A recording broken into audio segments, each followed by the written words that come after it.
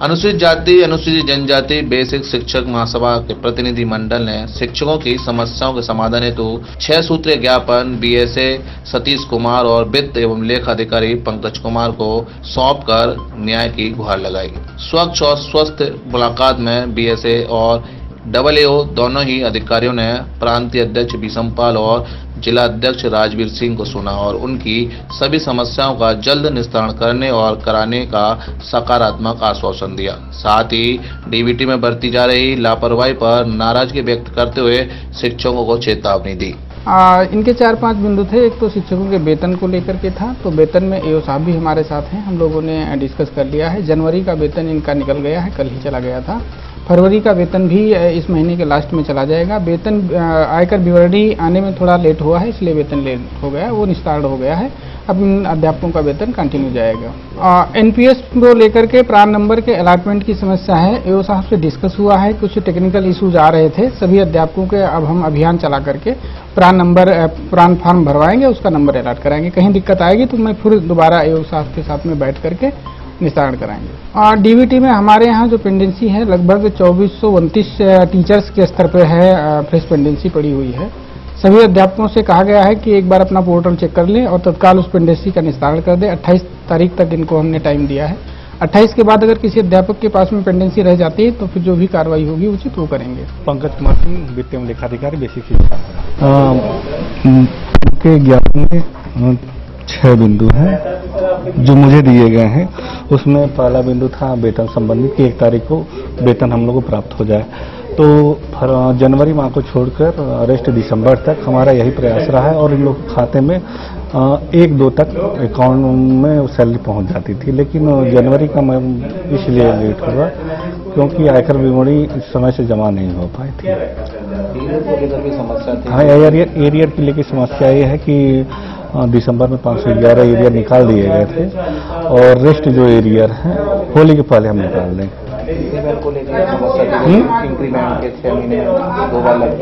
हाँ, ये नहीं, एक खंड शिक्षा अधिकारियों के यहाँ से हुआ है, कुछ गलतियां हुई हैं, उनका स्पष्टीकरण मांग लिया जाएगा। अनुसूचित जाति अनुसूचित जनजाति बेसिक शिक्षक महासभा का आरोप है कि एरियर, वेतनमान और इंक्रीमेंट लगाने में खंड शिक्षा अधिकारी अपना लाभ साधने के लिए शिक्षकों को परेशान करते हैं। नई पेंशन योजना का लाभ मिलता नजर नहीं आ रहा है, लेकिन बीएसए सतीश कुमार और वित्त एवं लेखा अधिकारी पंकज कुमार से मिले आश्वासन से अनुसूचित जाति अनुसूचित जनजाति बेसिक शिक्षक महासभा को उम्मीद है कि उनकी समस्याओं का समाधान हो जाएगा। वहीं प्रांतीय अध्यक्ष बीसमपाल ने अन्यथा की स्थिति में आंदोलन करने की चेतावनी दी। BS साहब और AO साहब दोनों ही मौजूद थे, दोनों से वार्ता हुई। तो पहला बिंदुवार उनसे चर्चा हुई है। तो पहला जो बिंदु तो हमारा ये था कि जो शासन का आदेश है, अभी DM साहब ने पिछली बार एक आदेश जारी किया कि शिक्षकों को प्रत्येक दशा में 1 तारीख तक वेतन दे दिया जाए। लेकिन इस महीने हमको जनवरी का वेतन अभी लास्ट 24 तारीख को जब हम सब लोगों ने ज़्यादा कहा तब कल वेतन आरत हुआ है। उसमें विसंगतियाँ ये हो गई हैं कि जिन लोगों को वेतन कट के आया है, काफ़ी लोगों का उनकी शिकायतें थी कि साहब हमारा इतना बन नहीं रहा था, हमारा इतना काट दिया है, तो उससे उनको अवगत कराया है। इसके साथ साथ दूसरा मुद्दा था चयन वेतनमान का।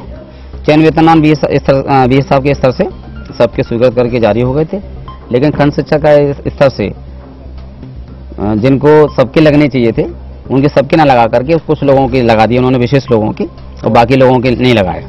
उसका कारण यही है कि आप अच्छे से जानते हैं, हम सब लोग जानते हैं। मैं BS साहब से कहा, AO साहब से कहा कि वहाँ पर एक रूप लाने के लिए हमने कहा हमारी डिमांड यही है कि सबको अगर दे है तो सबको दीजिए, अगर दे नहीं है तो किसी को मत दीजिए, जिसको जैसे नियम है उसके हिसाब से करिए।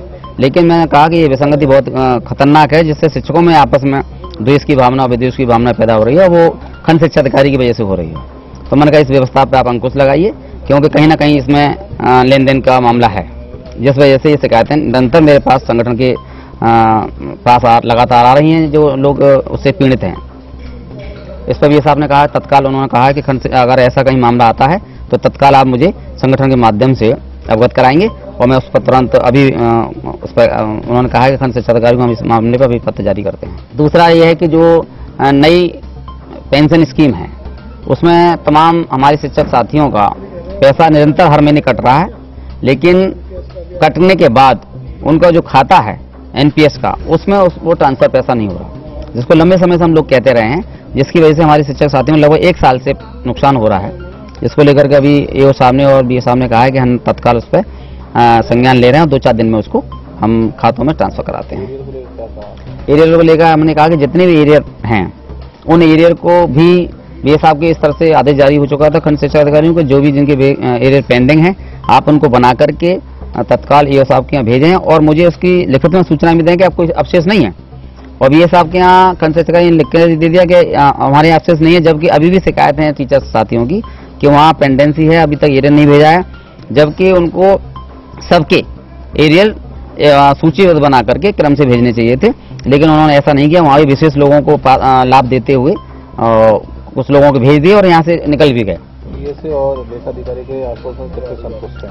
अब चूंकि दोनों अधिकारी एक साथ मौजूद थे और दोनों अधिकारियों के सामने ही हमारे प्रतिनिधिमंडल के द्वारा सारी चीजें रखी गई हैं और उन्होंने आश्वस्त किया है कि कहीं भी जो कमियां हैं वो उनको दूर किया जाएगा और अगर पुनः आवश्यकता हुई तो हम आपको पुनः बुला करके वार्ता करेंगे, कहीं भी कहीं कोई कमी दिखाई देती है तो हमें संगठन को पूरा विश्वास है दोनों अधिकारियों पर कि वो आगे ये जो भी कमियां हैं वो पुनः नहीं दोहराई जाएंगी, ऐसी हमें पूरी उम्मीद है। अगर ये समस्याएं दोहराई जाती हैं तो संगठन 10 मार्च के बाद, क्योंकि अभी आचार संहिता लागू है, तो 10 मार्च के बाद हम सब स्वतंत्र हो जाएंगे और फिर हम वृहद लेवल पर बड़े पैमाने पर धरना प्रदर्शन करने के लिए बाध्य होंगे जब तक उन समस्याओं को निस्तारण नहीं हो जाए।